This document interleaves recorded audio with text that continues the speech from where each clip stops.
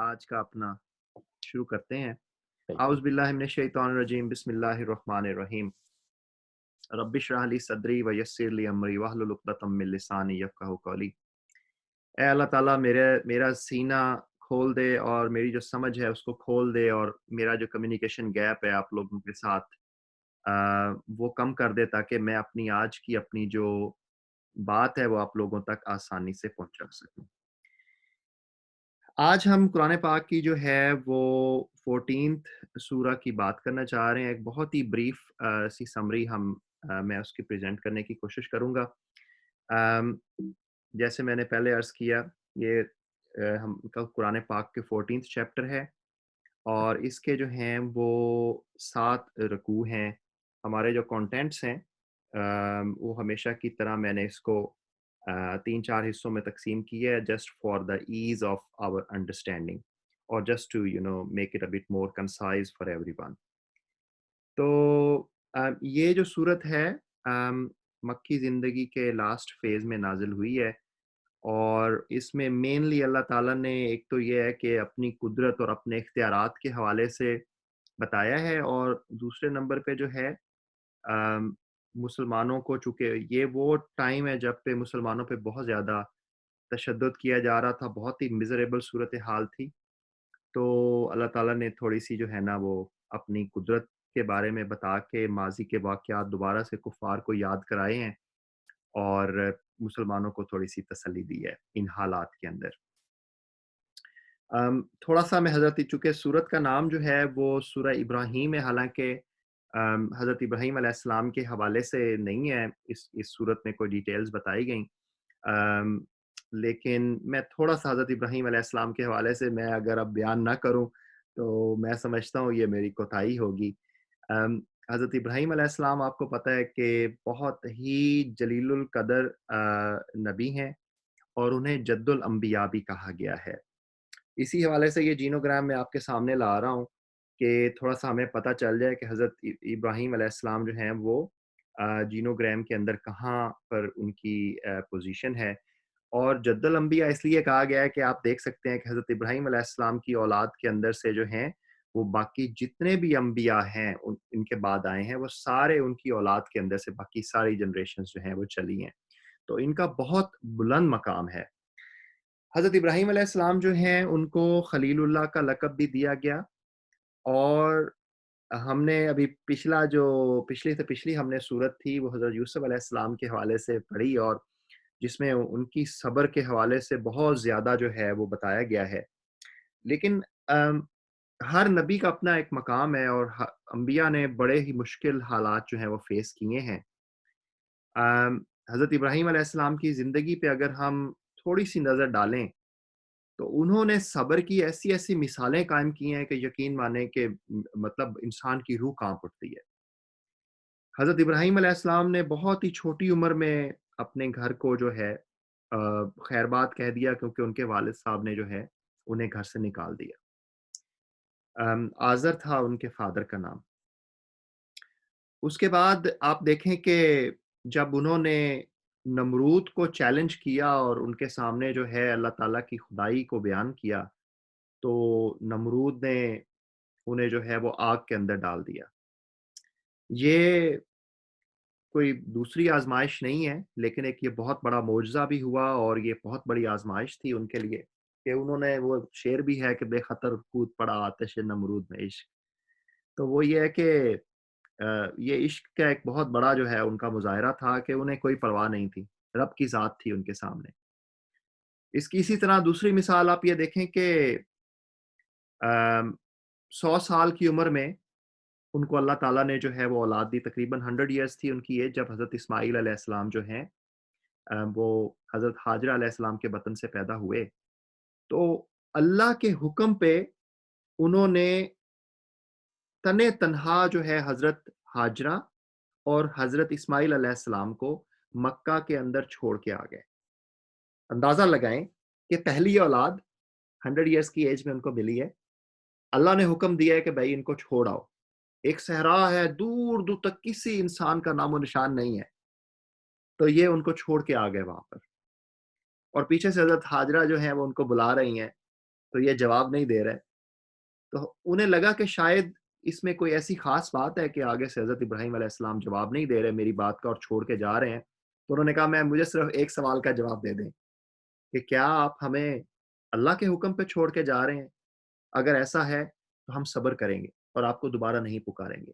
حضرت ابراہیم علیہ السلام نے کہا ہاں میں اللہ کے حکم پہ چھوڑ کے جا رہا ہوں۔ اب یہی بیٹا آپ یہ دیکھیں کہ تھوڑا سا بڑا ہوتا ہے، اڈولسنس ایج کے اندر جاتا ہے، تو اللہ کے حکم پہ اس حضرت اسماعیل علیہ السلام کو جو ہے وہ ذبح کرنے کے لیے چل پڑتے ہیں، جو کہ آج تک ہم ان کی سنت منا رہے ہیں، رہتی دنیا تک وہ قائم رہے گی۔ اللہ تعالیٰ نے ہمارے لیے اس چیز کو فرض کر دیا۔ تو ایسی ایسی مثالیں حضرت ابراہیم علیہ السلام کی زندگی میں بکھری پڑی ہیں کہ یقین مانیں بندے کو احساس ہوتا ہے اور بندے کی روح کانپ اٹھتی ہے۔ اور یہ حضرت ابراہیم علیہ السلام ہی ہیں جن کے بارے میں کہا گیا ہے کہ وہ شاید ہی کوئی ایسا جو ہے وہ کھانا ہوتا تھا دن میں جو کسی مہمان کے بغیر وہ کھاتے تھے۔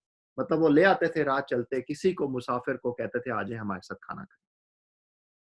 تو بہرحال یہ ایک بریف سا مجھے آج میرا دل کیا ہے کہ میں حضرت ابراہیم علیہ السلام کی تھوڑی سی شان بیان کر دوں، حالانکہ جو صورت ہے اس کے ٹاپکس تھوڑے سے مختلف ہیں۔ تو مین تھیم جیسے میں نے پہلے عرض کیا کہ اللہ تعالیٰ نے دلاسا دیا ہے مسلمانوں کو، اور اس کے علاوہ میں تھوڑا سا ذکر کروں گا حضرت ابراہیم علیہ السلام کی جو دعا ہے اس صورت کے آخری سیکنڈ لاسٹ رکوع کے اندر۔ اور کفار کو اللہ تعالیٰ نے، چونکہ بہت زیادہ کفار متشدد ہو رہے تھے اور بڑا ہی مشکل وقت تھا مسلمانوں کے لیے، یہاں پہ وارننگ دی جا رہی ہے۔ پھر اللہ تعالیٰ نے، چونکہ کفار بار بار ڈیمانڈ کر رہے ہیں پروفٹس کے حوالے حضرت محمد صلی اللہ علیہ وسلم سے کہ آپ تو ہماری طرح کے انسان ہیں، تو اللہ تعالیٰ نے اس کا جواب دیا ہے یہاں پر۔ اور پھر اللہ نے اپنی کچھ نشانیاں، اپنی قدرت، اپنی جو ہے نا کریشن، اس کے جو ہے ریفرنسز دیے ہیں۔ تو سب سے پہلے قرآن پاک کے حوالے سے آیت نمبر 1 کے اندر اللہ تعالیٰ فرما رہے ہیں الف لام را، اے محمد صلی اللہ علیہ وآلہ وسلم، یہ ایک کتاب ہے جس کو ہم نے تمہاری طرف نازل کیا ہے تاکہ تم لوگوں کو تاریکیوں سے نکال کر روشنی میں لاؤ ان کے رب کی توفیق سے، اس خدا کے راستے پر جو زبردست اور اپنی ذات میں آپ محمود ہے اور زمین اور آسمان کی ساری موجودات کا مالک ہے۔ اب اللہ تعالیٰ جو ہے وہ اپنے آپ کو کریٹر ہونے اور کنٹرولر، پوری دنیا کا نظام چلانے والے جو ہیں اس حوالے سے دلائل دے رہے ہیں۔ آیات نمبر 32 سے 34 کے اندر اللہ تعالیٰ فرما رہے ہیں کہ اللہ وہی تو ہے جس نے زمین اور آسمان کو پیدا کیا اور آسمان سے پانی برسایا، پھر اس کے ذریعے سے تمہارے رزق رسانی کے لیے طرح طرح کے پھل پیدا کیے، جس نے کشتی کو تمہارے لیے مسخر کیا کہ سمندر میں اس کے حکم سے چلے اور دریاؤں کو تمہارے لیے مسخر کیا، جس نے سورج اور چاند کو تمہارے لیے مسخر کیا کہ لگاتار چلے جا رہے ہیں، اور رات اور دن کو تمہارے لیے مسخر کیا، جس نے وہ سب کچھ تمہیں دیا جو تم نے مانگا۔ اگر تم اللہ کی نعمتوں کا شمار کرنا چاہو تو نہیں کر سکتے۔ حقیقت یہ ہے کہ انسان بڑا ہی بے انصاف اور ناشکرا ہے۔ اب یہ دیکھیں نا، ہم ان چیزوں کو پڑھتے تو رہتے ہیں، لیکن ایک لمحے کے لیے مطلب اگر آپ اور میں پاز کر کے ذرا سوچیں کہ یار یہ جو اتنا بڑا آسمان اور یہ جو کھڑا ہے، صرف اس کی ہم سورہ رات میں بات کی تھی، اللہ نے کہا کہ میں نے کسی بھی سہارے کے بغیر اس آسمان کو کھڑا کیا اور پیدا کیا ہوا ہے۔ ایک لمحے کو اگر ہم اس کو پاز کر کے سوچیں کہ یار یہ کیسے پاسبل ہے کہ یہ ایسے ہوا ہے، یہ رب کی ذات کے سوا کوئی کر سکتا ہے؟ اور پھر یہ بیش بہا جو اللہ نے یہاں پہ اپنی اور نشانیاں دی ہیں، اللہ کہہ رہا ہے کہ میری ذات کے سوا کون ہے جو ایسے سورج کو اور چاند کو اور زمین کو اور ہر چیز کو گھمائے جا رہا ہے۔ اب اللہ کہہ رہا ہے کہ یہ جو ساری نشانیاں ہیں نا، کیا واقعی اس کو آپ لوگوں کو سمجھ آ رہی ہے؟ میری قدرت اس سے نظر آ رہی ہے کہ نہیں آ رہی؟ تو اس کو سمجھنے کے لیے اللہ کہہ رہا ہے کہ یہ سارے واقعات اور یہ ساری نشانیاں جو ہیں، یہ صرف اس شخص کو سمجھ آتی ہیں جو ایمان لاتا ہے، صبر کرتا ہے اور پھر شکر کرتا ہے۔ ہر بندے کو نہیں نظر آتی یہ باتیں۔ اور اللہ تعالیٰ پھر تاکید کر رہے ہیں کہ اے ایمان والو، تم بھی شکر گزار بنو تاکہ تمہیں بھی یہ جو ہے نا چیزیں، میری قدرت کی نشانیاں سمجھ آ سکیں اور تمہارا ایمان جو ہے وہ پختہ ہو سکے۔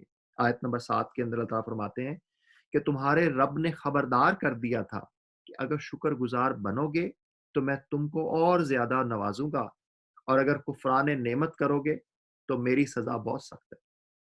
اگر ہم کہتے رہیں گے نا مر گیا مر گیا مر گیا میں برباد ہو گیا، اللہ کہہ رہا ہے میں تینوں اور برباد کراں گا، میں تمہیں اور سخت سزا دوں گا، تم میرا شکر کرو تو میں تمہیں اور نوازتا جاؤں گا۔ اب وہی بات ہے کہ جو پروفٹس ہیں وہ ہیں تو humans but they are the chosen ones. آیت نمبر 10 میں کفار کہہ رہے ہیں کہ انہوں نے کہا تم کچھ نہیں ہو مگر ویسے ہی انسان جیسے کہ ہم ہیں۔ تو اللہ نے کہا ہے واقعی اب جو ہے حضرت محمد صلی اللہ علیہ وسلم کی زبان سے جو ہے وہ جواب دیا کہ، اور سارے پروفٹس نے اپنی قوموں کو یہی جواب دیا ہے کہ واقعی ہم کچھ نہیں ہیں مگر تم ہی جیسے انسان، لیکن اللہ اپنے بندوں میں سے جس کو چاہتا ہے نوازتا ہے، چن لیتا ہے۔ یہ رب کا جو ہے نا اس کے اندر قدرت ہے، اللہ ہر چیز پہ حاوی ہے۔ اب جو دلاسا ہے وہ اللہ تعالیٰ نے مسلمانوں کو دیا ہے کہ تم لوگ صبر کرو۔ جو آیت نمبر 18 کے اندر فرماتے ہیں کہ جن لوگوں نے اپنے رب سے کفر کیا ان کے اعمال کی مثال اس راکھ کی سی ہے جسے ایک طوفانی دن کی آندھی نے اڑا دیا، وہ اپنے کیے کا کچھ پھل نہیں پا سکیں گے۔ یہ وہی والی بات ہے جو بار بار لوگ پوچھتے ہیں جی کہ مدر ٹریسا نے اتنا اچھا کام کیا، فلاں نے اتنے نیک اعمال کیا، جی وہ جنت میں جائیں گے یا نہیں جائیں گے؟ تو یہ اس کا جواب بھی اس کے اندر دیا جا رہا ہے کہ بھائی ان کے اعمال کی مثال راکھ کی سی ہے۔ جیسے ابھی پچھلے ہفتے ہم نے سورہ رات کی بات کی تو اللہ تعالیٰ نے کفار کی جو مثال تھی، اللہ نے کہا کہ یہ پانی کے اوپر جو جھاگ ہے نا اس کی طرح ہے ان کی مثال۔ تو ہمارے راستے میں جو مشکلات ہیں، اس کو اگر ہم استعارن اگر ہم اس کا جو مطلب اگر ہم لینا چاہیں تو کفار ایک طرف ہو گئے جو آپ کے اپوننٹس ہیں، یا آپ کی جو مشکلات ہیں، جو پریشانیاں ہیں، ان کی مثال بھی اللہ تعالیٰ یہاں پہ کہہ رہے ہیں کہ وہ صرف راکھ کی سی ہے۔ اگر آپ ایمان مضبوط رکھیں تو یہ ساری پریشانیاں ایک راکھ کی مانند دور ہو جائیں گی۔ آیت نمبر 12 کے اندر اللہ ہی پر اہل ایمان کو بھروسہ کرنا چاہیے، اور ہم کیوں نہ اللہ پر بھروسہ کریں جبکہ ہماری زندگی کی راہوں میں اس نے ہماری رہنمائی کی۔ جو اذیتیں تم لوگ ہمیں دے رہے ہو ان پر ہم صبر کریں گے، اور بھروسہ کرنے والوں کا بھروسہ اللہ ہی پر ہونا چاہیے۔ تو اللہ کیا کہہ رہے ہیں کہ بھئی مجھ پہ بھروسہ رکھو، صبر کرو، میرے پہ ایمان رکھو، تو یہ جو مشکلات ہیں یہ صرف ایک جھاگ کی طرح، ایک راکھ کی طرح جو ہے نا وہ غائب ہو جائیں گی انشاءاللہ۔ اب اللہ یہاں پہ سوال کر رہے ہیں مومنوں سے کہ بھئی، اور کفار سے بھی، کہ بھئی تم لوگوں کی پریفرنس یہ دنیا ہے یا اٹرنل لائف ہے؟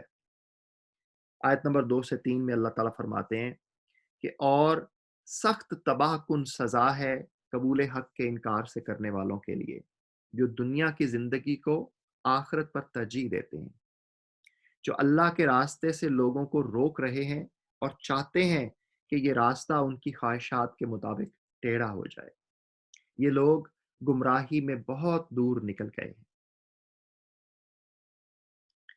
اب جو اٹرنل لائف ہے، دنیا کی زندگی کو ترجیح دینی ہے، تو اللہ کہہ رہا ہے کہ بھائی دیکھ لو کہ تم برباد ہو جاؤ گے، یہ دنیا کی زندگی جو ہے نا یہ تو ختم ہونے والی ہے۔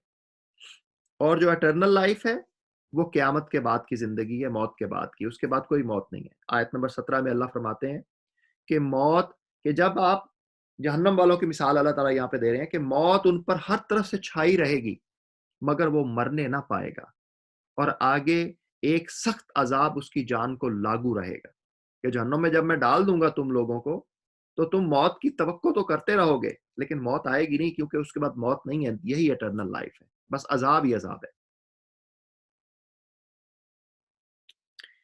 تھوڑا سا آپ لوگوں کو ریفریش کرنے کے لیے یہ ایک مجھے اچھی لگی سی پکچر میں نے کہا آپ لوگوں کے ساتھ شیئر کرتا ہوں کہ life is beautiful when you know what to ignore. کہ اب یہ ایک ہی پکچر ہے، دیکھیں جی دو بندے بنا رہے ہیں، تو اب یہ ان پہ ڈیپینڈ کرتا ہے کہ وہ کس چیز کو اگنور کر رہے ہیں اور کس چیز پہ فوکس کر رہے ہیں۔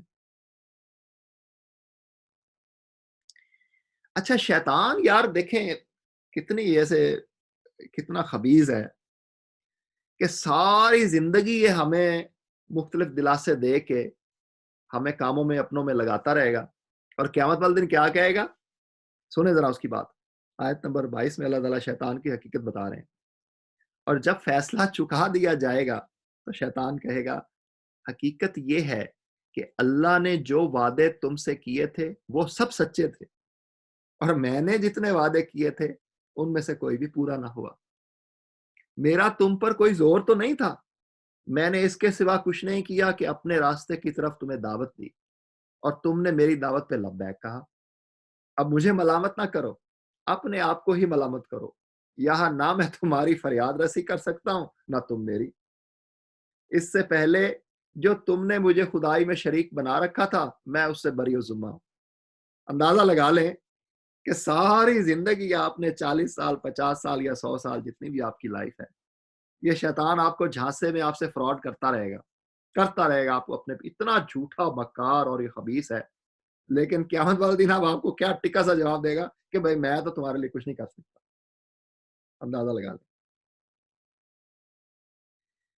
اچھا، ایک بڑا ہی لطیف سا یہاں پہ جو ہے نا اللہ تعالیٰ نے حق اور باطل کے اندر ایک بڑا خوبصورت اس کو تشبیہ یہ بیان کیا ہے آیت نمبر 24 اور 26 کے اندر کہ کلمہ طیبہ کو کس چیز سے مثال دی ہے۔ اس کی مثال ایسی ہے جیسے ایک اچھی ذات کا درخت جس کی جڑ زمین میں گہری جمی ہوئی ہے اور شاخیں آسمان تک پہنچی ہوئی ہیں۔ ہر آن وہ اپنے رب کے حکم سے اپنے پھل دے رہا ہے۔ یہ دیکھیں، یہ ایمان کی یا کلمہ طیبہ کی جو ہے نا، یہ اللہ تعالیٰ کی جو حق کا راستہ ہے اس کی مثال ہے۔ یہ مثالیں اللہ اس لیے دیتا ہے کہ لوگ ان سے سبق سیکھ لیں۔ اور کلمہ خبیثیہ شیطان کا راستہ جو ہے کی مثال ایک بدذات درخت کی سی ہے جو زمین کی سطح سے اکھاڑ پھینکا جاتا ہے اور اس کے لیے کوئی استحکام نہیں ہے۔ استحکام تو ہے ہی نہیں، کیونکہ شیطان نے کہنا جی میں تمہیں جانتا ہی نہیں ہوں، جو کیا درا تمہارا اپنا ہے۔ اچھا، یہ صدقے کے حوالے سے اور خیرات کے حوالے سے سورہ رعد میں بھی یہی میں دوبارہ سے آیات اللہ نے یہاں پہ پھر رپیٹ کی ہیں کہ صدقہ خیرات جو ہے وہ کھلے بھی کریں اور چھپے بھی کریں، قبل اس سے کہ وہ دن آئے جس دن کوئی خرید و فروخت نہیں ہوگی، نہ دوست نوازی ہوگی۔ تو مشکل وقت جب بھی آئے، اب یہ بڑا ہی مشکل فیز تھا مسلمانوں کے لیے اس وقت میں، بڑے ہی غریبی بھی تھی، تنگی بھی تھی، تشدد بھی تھا، دشمنیاں بھی تھیں، جان کے حملے، لیکن اس میں اللہ کیا کہہ رہا ہے اس سے نکلنے کے لیے؟ ایک تو نماز قائم کریں اور دوسرا صدقہ خیرات کریں۔ تو یہ ہمارے لیے بھی یہ لیسن ہے کہ مشکل وقت ہے، چاہے جتنا بھی کڑا وقت ہے، جتنی بھی غربت ہے، اس میں جو ہے نا صدقہ خیرات کریں تو اللہ تعالیٰ جو ہے وہ آپ کی مدد کریں گے۔ تو اب یہ آتے ہیں حضرت ابراہیم علیہ السلام کی جو دعائیں اس میں بتائی گئی ہیں، اور ہم میں سے میجورٹی جس طریقے سے نماز ہم لوگ پڑھتے ہیں اس میں ہماری نماز میں دو منیمم جو ہے نا وہ دو حصے ایسے ہیں جو حضرت ابراہیم علیہ السلام کی دعائیں ہیں۔ ایک درود ابراہیمی جو لوگ نماز کے اندر پڑھتے ہیں، اور دوسرا جو نماز کی ہماری آخری دعا ہے بہت سارے لوگ وہی پڑھتے ہیں جو حضرت ابراہیم علیہ السلام کی دعا ہے۔ آیت نمبر 25 سے 41، یاد کرو وہ وقت جب ابراہیم نے دعا کی تھی۔ یہ ان آیات کے اندر جو یہاں پہ ابراہیم علیہ السلام کا نام آ رہا ہے اس کی وجہ سے سورت کا نام جو ہے وہ سورہ ابراہیم رکھا گیا ہے۔ یاد کرو وہ وقت جب ابراہیم علیہ السلام نے دعا کی تھی کہ پروردگار اس شہر کو امن کا شہر بنا اور مجھے اور میری اولاد کو بت پرستی سے بچا۔ یہ جب مکہ میں جو ہے حضرت ابراہیم علیہ السلام نے یہ دعا کی تھی، یہ وہ والی دعا ہے۔ پروردگار ان بتوں نے بہت کو گمراہی میں ڈالا ہے، ممکن ہے کہ میری اولاد کو بھی یہ گمراہ کر دیں، لہٰذا ان میں سے جو میرے طریقے پر چلے وہ میرا ہے، اور جو میرے خلاف طریقہ اختیار کرے تو یقیناً تو درگزر کرنے والا مہربان ہے۔ پروردگار، میں نے ایک بے آب و گیا وادی میں اپنی اولاد کے ایک حصے کو تیرے محترم گھر کے پاس لا بسایا ہے۔ پروردگار، یہ میں نے اس لیے کیا ہے کہ یہ لوگ یہاں نماز قائم کریں، لہٰذا تو لوگوں کے دلوں کا ان کا مشتاق بنا اور انہیں کھانے کو پھل دے۔ اب دیکھیں یہ ادھر صحرا کے اندر یہ دعا کی جا رہی ہے کہ اللہ ان کو پھل دے، اندازہ لگائیں۔ اور آج کوئی دنیا کا ایسا پھل نہیں ہے کہ جو مکہ اور مدینہ میں آپ کو اویلیبل نہ ہو۔ شاید کہ یہ شکر گزار بنے۔ پروردگار، تو جانتا ہے جو کچھ ہم چھپاتے ہیں اور جو کچھ ظاہر کرتے ہیں، اور واقعی اللہ سے کچھ بھی چھپا ہوا نہیں ہے، نہ زمین میں نہ آسمانوں میں۔ شکر ہے اس خدا کا جس نے مجھے اس بڑھاپے میں اسماعیل اور اسحاق جیسے بیٹے دیے۔ حقیقت یہ ہے کہ میرا رب دعا ضرور سنتا ہے۔ اب یہ ہو گیا، اور اسی میں آگے اب یہ والی دعا ہے جو کہ بہت سارے لوگ اپنی نماز کے آخری حصے میں پڑھتے ہیں، رب جعلنی مقیم الصلاۃ ومن ذریتی ربنا وتقبل دعا ربنا اغفر لی ولوالدی وللمؤمنین یوم یقوم الحساب. تو یہ حضرت ابراہیم علیہ السلام کی دعا ہے جس کا مفہوم ہے کہ اے میرے پروردگار، مجھے نماز قائم کرنے والا بنا اور میری اولاد سے بھی ایسے لوگ اٹھا کہ جو یہ کام کریں. پروردگار میری دعا قبول کر. پروردگار مجھے اور میرے والدین کو اور سب ایمان لانے والوں کو اس دن معاف کر دیجیے جب کہ حساب قائم ہوگا. اب یہ دیکھیں، یہاں پر بھی حضرت ابراہیم علیہ السلام نے جہاں اپنے لیے دعا مانگی ہے وہاں اپنی اولاد کے لیے مانگی ہے، اور پیچھے بھی جہاں اپنے لیے دعا مانگی ہے اپنی اولاد کے لیے دعا مانگی ہے. تو بیسیکلی میں اس چیز کو بہت زیادہ ہائی لائٹ کرنا چاہتا ہوں. یہ لاسٹ ٹاپک تھا ہمارا آج کا، جو بریف سی سمری میں نے بیان کرنا چاہ رہا تھا. میں اکثر یہ بات پہلے بھی کرتا ہوں اور آج پھر اس کو ہائی لائٹ کرنا چاہا ہے کہ جو سکسیس ہے نا اس دنیا کے اندر ہم لوگوں کی، اس کے دو میجر کرائیٹیریاز ہیں. ایک تو یہ ہے کہ ہم اپنے آپ کو سیدھے راستے پہ رکھیں، ہماری سکسیس، اور ہم اپنے آپ کو سیدھے راستے پہ چلاتے ہوئے جو ہے نا جو نجات کا راستہ ہے اس پہ ہم لے جائیں. اور جو سیکنڈ پارٹ آف سکسیس ہے وہ یہ ہے کہ ہم اپنی اولادوں کو، اپنے بچوں کو لیڈ کریں اور گائیڈ کریں اس راستے کی طرف. لیڈ کا لفظ میں نے اس لیے، گائیڈنس تو بہت سارے لوگ ہیں جو کرتے ہیں، لیکن لیڈ کا لفظ میں نے اس لیے یہاں پہ یوز کیا کہ ہم جب تک خود پرفارم نہیں کریں گے، خود ایگزامپل نہیں بنیں گے، تو پھر ہم لوگوں کو، ہمارے لیے اپنی اولادوں کو اس راستے پہ لانا جو ہے نا وہ بہت مشکل ہو جائے گا. تو پہلے تو خود پرفارم کرنا پڑے گا اور پھر اپنی اولادوں کو شو کرنا پڑے گا. جب تک یہ دونوں کرائیٹیریاز نہیں ہم سکسیس کے فل کرتے نا، اس وقت تک نجات نہیں ہے. تو اس لیے دیکھیں حضرت ابراہیم علیہ السلام نے اپنی دعاؤں کے اندر اس چیز کی مثال چھوڑی ہے، اور ہم ہر نماز میں اس کو ریپیٹ کرتے ہیں کہ اللہ ہماری اولاد کو بھی اس راستے پہ چلا. دوسرا، جیسے کہ میں نے پہلے عرض کیا، چاہے جیسے بھی حالات ہوں، صدقہ کریں، خیرات کریں، مسکین کو کھانا کھلائیں. صدقہ دیں گے تو اللہ تعالیٰ آپ کے لیے مدد کرے گا. اور نماز، وہی بات ہے کہ اپنے رب کو اپنے ساتھ رکھیں، اپنی نماز کو اپنے ساتھ رکھیں، تو پھر اللہ کی مدد کہیں زیادہ دور نہیں ہے. صدق اللہ العلی العظیم. اب آپ لوگوں کے، آپ اپنے مائکس میوٹ کر سکتے ہیں، اور اگر آپ لوگوں کے کوئی سوال ہیں تو میں کوشش کروں گا اس کو آنسر کر سکوں، ورنہ ہم جنرل ایک ڈسکشن جیسے ہمیشہ کرتے ہیں وہ کر سکتے ہیں. جزاک اللہ خیر ڈاکٹر صاحب، ماشاء اللہ، ون مور ٹائم، اللہ خوش رکھے آپ کو. Thank you.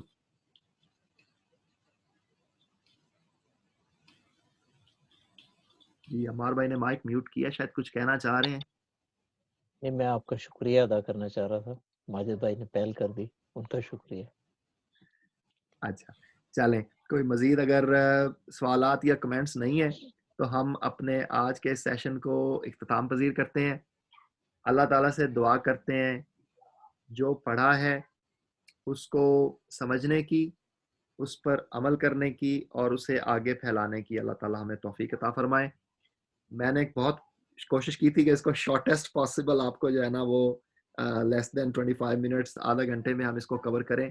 So this is the shortest possible summary of the summary ہے، اور وہ summary of the summary of my understanding ہے. باقی تو یہ ہے کہ آپ ہر آیت کے اندر ڈبکی لگاتے جائیں گے تو اس پہ پوری کی پوری کتابیں آپ لکھ سکتے ہیں. صدق اللہ العلی العظیم. السلام علیکم ورحمۃ اللہ. وعلیکم السلام.